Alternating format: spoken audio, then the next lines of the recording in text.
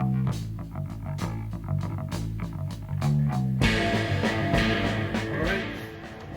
I'm Pastor Rick, and this is Straight Talk on Scripture, and I'm here with my grandson Dylan, How's it going, guys? and we are in a series called Conversations with My Grandchildren, who just happen to be millennials. Now, Dylan is a borderline millennial Generation Z. I was born in 2000, so technically, I guess you could put me in Generation Z, but I'm the youngest boy in our family, so I grew up pretty much living like I was born in the 90s. I mean, all of my cousins were early to mid-90s. So Yeah. a lot of my influences come from that. Yeah, you're a you know, what do you call it when you're accepted into the tribe? Oh, they just let me rock. I'm You're, yes. millennial by association. Yes. So, anyhow, you've heard from some of my other grandchildren who are great guys, good people, but they don't have a relationship with Jesus. Dylan has an honest-to-goodness relationship with the Lord, and it happened a few years ago. And Dylan, why don't you tell the people in your own words, you know, I was there that night, you prayed. Why don't you tell the people listening what changed in your life since that moment? When we were sitting down at your table, I really just had to be honest with myself as well as being honest with you, because I was really down bad. It was probably one of the worst, one of the lowest points I've had thus far in my life. And being honest with you and being honest with myself and asking for help genuinely, and knowing that I couldn't do it myself, that I needed not only your help but God's help as well.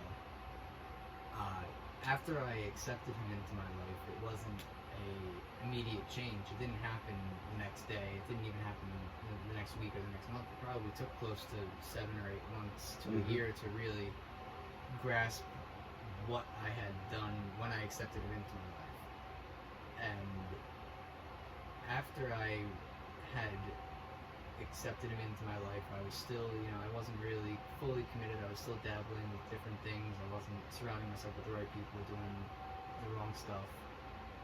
And after I had a realization that I needed to completely,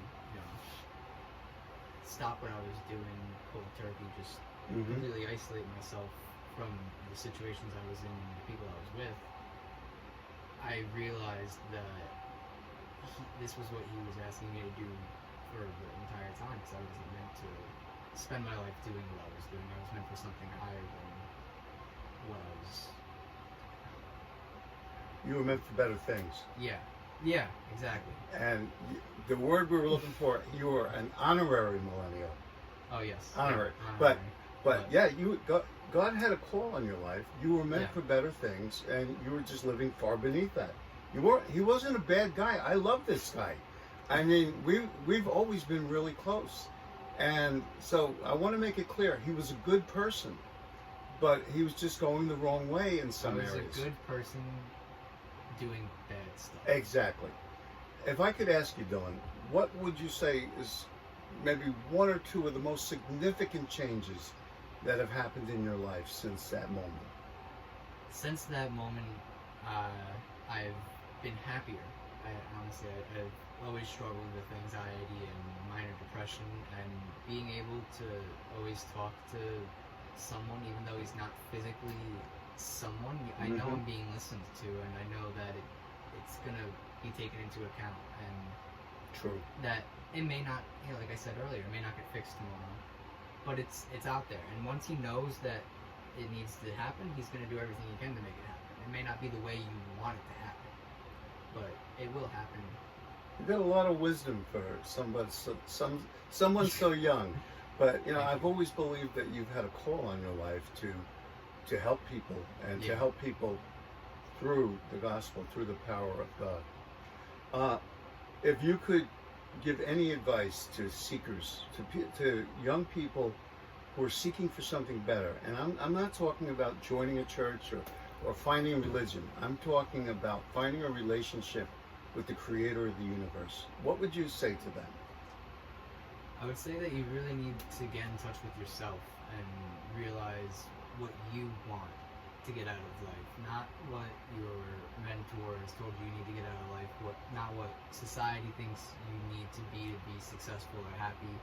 You need to take a deep look into your own self and say, what do I want to accomplish in life, and what can help me do this to the best of my ability? And when I asked myself that question, I came up with my family and God, and that's what I'm sticking with. I mean, it hasn't done me wrong yet, and since I have accepted Christ into my life, things have gotten better. And I mean, it may not be something that you want to do, and that's fine, but be open to the idea that there could be more if you look into something. Don't be closed-minded.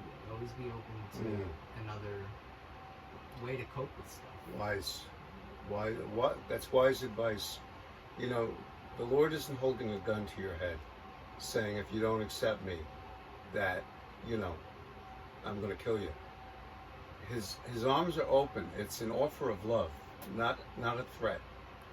And one last question. Sure. What would your advice be about the company you keep? Tell me, is this true? Bad company corrupts good morals.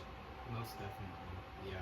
I mean, with some of the situations, I've done things that I would have never normally done in my right mind just because of the situation I was in. And the situations I was in really just came down to the people that I was surrounding myself with. I mean, and not only will you have to corrupt yourself, but you're also going to corrupt your image of what people think of you. If all you do is associate with negative energy, that's all people are going to think of you. They're going to think you're a negative person. They're going to think that you're out to hurt them, or you don't have their best interests at heart. Right. It comes to, that guy. Yeah. And then that guy you get lumped in with that group, and you're not always that. You gotta if it means, like I said earlier, isolating yourself. It's not easy. It sucks. It's not something that you want to do. But as you mature and you realize what you want to do in life, you realize it's a necessary evil. You'll make new friends. You'll make friends that have common interests. If you put out that good energy, True. you're gonna reap True. good benefits. When I gave my life to the Lord, I started with zero friends. I went from a huge crowd to no friends, and I made new friends. You're right. Yeah. Dylan, I want to thank you for being on Straight Talk with Scripture. It was great to be here. And remember, with Jesus, there's always hope, there's always love. We'll see you next week. Thanks again, Dylan. Have a great week.